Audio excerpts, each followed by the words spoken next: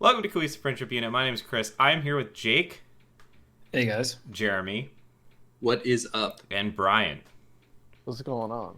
Jeremy, have you ever wanted to play a monkey in Pong? Like to be the monkey or to No, face no, a face a monkey. monkey? Frequently. Frequently? Okay, good. Jake, do you think that the dystopian world of Cyberpunk 2077 is a good thing or a bad thing? Oh, I think it's good. It's the future. Brian, do you like USB-C ports? I mean, they're reversible. You can plug them in either side. Yeah, that's true. Well, thanks to Neuralink, all of the above can be yours. We now have a monkey who has a USB-C port sticking out of his head. You can pair to him like a Bluetooth smartphone, and you can play him in Pong. And that's what we're going to be talking about today is the Neuralink demonstration with our favorite banana smoothie licking pal, Mr. Monkey. And yeah, I think the core thing to know is that this is an implant that they put in the monkey, in his brain bits, and then they used machine learning algorithms, all the fancy buzzwords in the tech industry now, to basically allow him to play Pong with his brain. So he's using like a brain-to-computer interface. And I wanted to talk about, because they use video games as an example to demonstrate this, as he drinks his delicious banana smoothie as a reward, I wanted to talk about the application of this type of technology into video games and if it's worthwhile or if it is kind of a bit of a wash. So I don't. Does anyone have any knee-jerk reactions to our friend here? I want to go live in a cabin in the woods and like shit in a bucket. I don't care. Like, I do not want a chip in my brain. And they have a USB-C port in the back of his head. Well, so actually, this comes from a different Neuralink presentation. That's what will be in humans. Oh my god. Yeah. Which is, it makes you think. Okay. So what happened? I mean, like, so when you like plug your phone into your computer, like that connect, what happens when you plug your head into your computer? Does that connection go both ways? Yeah, Jesus it's fuck, dude, that's too much. It's quote read access only, friend. Yeah. Yeah, I don't know. Do you guys have any other knee jerks on this one? Any knee-jerk reaction I have is due to the chips implanted in my brain. Yes. It does make your knee jerk when they start hitting the buttons on their smartphone. Yeah. I feel bad for the monkey. They should let him go. He's a slave. Let him out. He gets a delicious banana. No, dude, he's 9 years old. Like, they picked him for a reason. He's 9 years old. Like, they're gonna get rid of him. They can never repair the damage that's been done. They want to see what happened to his brain with those chips in there. Yeah. So my immediate reaction to this, in terms of thinking about it for video games, right? And yeah, I'm sure we're going to talk about how fucked up this is as a concept. But the immediate reaction was, this could be like the golden accessibility function for handicapped or disabled people who want to play video games. Because right now, the market's not great for those accessories. Microsoft has something, but you got to do a lot of DIY. Theoretically, I mean, yeah, you got to undergo semi-intensive brain surgery. They say it's non-invasive, but they're putting fucking rods in your brain. That is theoretically a really good thing, I think, for people who want to play video games. I mean, also for just interacting with your tech, but that was the first thing that I thought of as a good thing. Don't worry, there's plenty of bad things, but I don't know if we... And obviously in the video they talk about like allowing people to interface with computerized prosthetics, things that could be like hugely life-changing. So there's obviously a lot of good potential in this technology, as with most technology. Right. But then I was thinking, okay, so let's think about it. So I was thinking about this, and I was talking to my girlfriend about it. I guess we can kind of shoot back and forth on it. So at least the tech that they showed, the monkey had to move the joystick to kind of establish how the brain signals corresponded to the movements on the computer screen. So I was thinking, because at first I was thinking, okay, so basically anyone who wants to play any competitive esport is going to be able to like think whatever they want to do, and they'll be like the best in the world, and competition won't be any good. But then I was thinking, well, that's not the case, at least in the way that they're trained up here. You would actually have to be able to perform the tech for like anything. Like you'd still have to like, I don't know. You know what I mean? Like, is everyone going to be getting 360 no scopes with their Neuralink? It basically just makes it into a who has the best brain contest, right? Right. Like, what's the point in even playing the game at that point? Why not just you just plug into someone else? Oh, I got a better brain than you, and find the next guy, plug into him.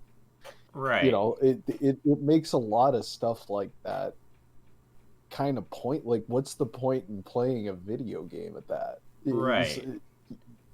Like, I get it, and I think that the uses for people that are like paralyzed or who, you know, really need, there's something gone wrong in the biological part, and it impairs them, and they can't live their lives. I think this could be something that's really huge, but still, there's a big cost with this. Yeah, I think this tech is really cool, and I think this is definitely just like the early on stage. Like, this is classic Elon Musk companies showing like the first viable prototype. So they really need to calibrate it because they don't have that much data. I think the kind of not so great side of this is kind of going to be like training a car to be self-driving. Like, if you only have one or two cars, getting trained up on how to self-drive is going to take forever, and you can only inject so many monkeys with chips in their brain. So to really get this technology to work, you need information from tons and tons of people.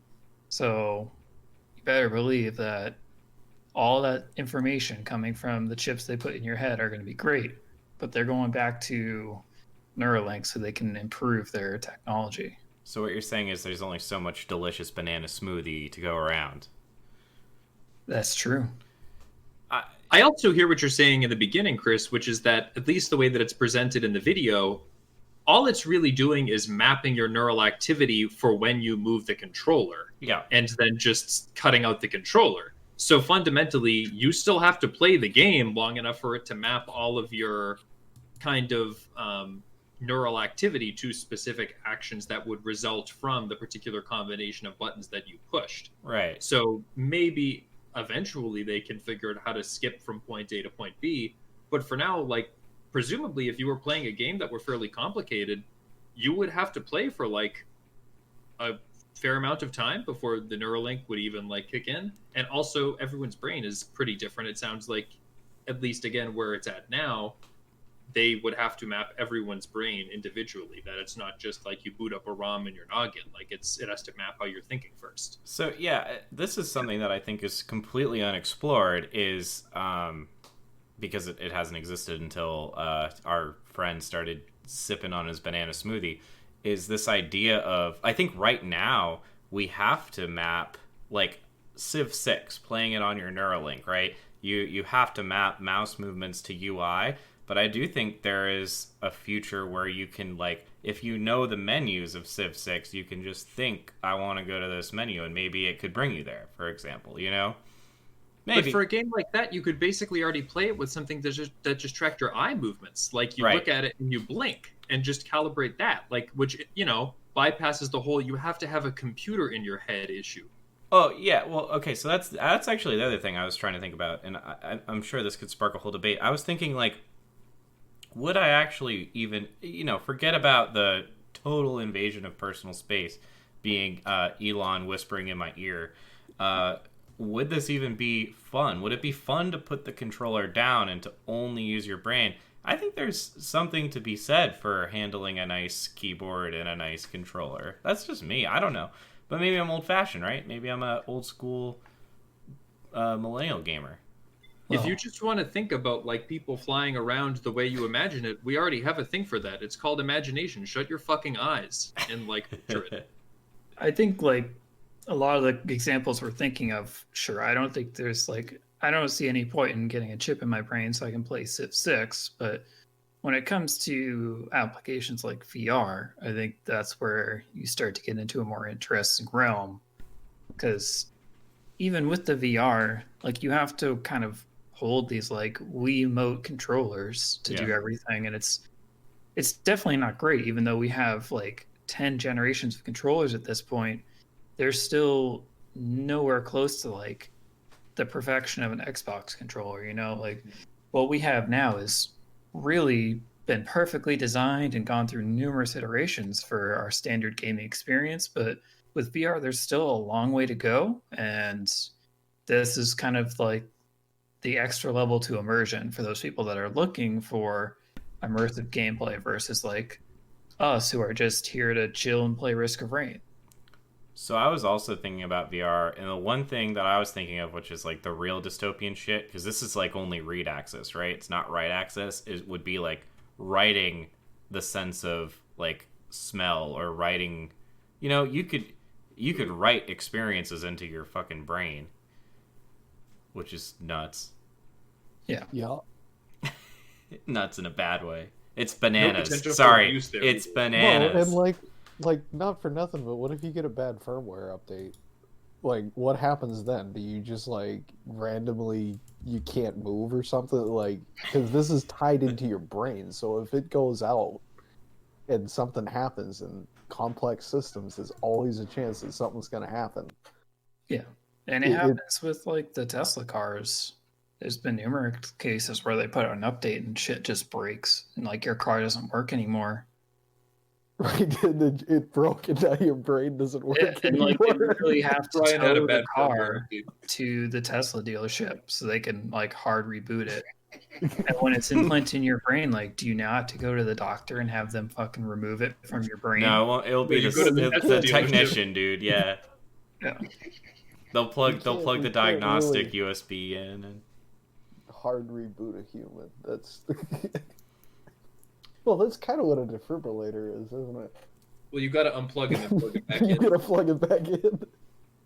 You got to wait 3 Shit, that seconds got, to that SIM got card dark. reboot. So, and as we're kind of shooting the shit on this, I was thinking maybe something. I'm just thinking of like times when my motor reflexes fail me, even though I'm capable of doing the skill. I'm thinking like something like a really like I think Tetris could actually be fun with this, where like you get into a really intense thing of Tetris and you're like thinking it through, and instead of like having a thumb flub. Although I guess we don't know if that's even possible. If you can like misthink how it should go. But I don't know. That's just part of the game, isn't it? Like, it gets back to what you were saying about the controller and the mouse, or the keyboard and the mouse, whatever. There's a physical interaction Right. aspect to the computer thing, whatever it is. You know, with the VR stuff too, there's a physical, like, there's somewhere where the physical meets the virtual. Right. And that's kind of like, it blurs the lines, but not in a good way. Yeah. I'm also not very good at Tetris, so I'll just speak for myself. I know you're a lot better, Chris, but like a lot of the time when I fuck up in Tetris, it's not like I couldn't move fast enough or that my thumb like just spazzed out. It's I clicked too many times, or I was rushed and I didn't, observe where I should put it. Like that's fundamentally all kind of cognitive. You know what I mean? Yeah. Yeah. Well, On a slightly more positive note, though, the tech they have here is pretty incredible. If you look along on their website, like these implants are supposed to be smaller than a human hair. So they, instead of having doctors implant these in, they are planning to have robots do the surgery. Oh boy. Which you get sounds like even thousands scarier, of but them in though. what? You get like 2,000 of those little hairs put in. I'm pretty sure. Right. Yeah. But By I a don't know, robot. it's crazy. And Elon Musk is always, you can always trust what he says he's going to do. He never misrepresents ahead of time what's going to happen. He had won the victory over himself. He just He pulled loved himself up by his Elon Musk. bootstraps. That's why the fucking Hyperloop is a thing that exists. So, Ugh. is there anything else we need to talk? Do we need to like give a shout out to our friends, Mr. Monkey, or like are we good here?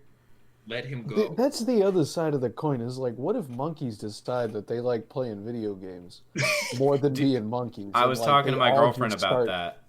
That's a whole can of worms, my guy. And like, what if the monkeys start like, because like, what fundamentally separates humans from monkeys? Language, right? So if the monkeys now have brain implants and they can communicate with each other, you get Planet of the Apes, pretty much. so. And how did that end up? For they're into a couple of sequels on that. I just want a monkey streamer, like an esports monkey. Yeah, now hold on a minute. That's actually a good idea. Maybe we should write this off. Pedro the Monkey's gonna be on Twitch. But how is the monkey gonna feel when you're like, your name is Bobo, and he's like, Dude, he's gonna have VR monkey porn. He's got bananas for days. He's got everything. Well, he's got a delicious banana smoothie that he can get of his own free will. It gets piped directly into his stomach. He enjoys it very much. Look at Bobo. Look at him smile.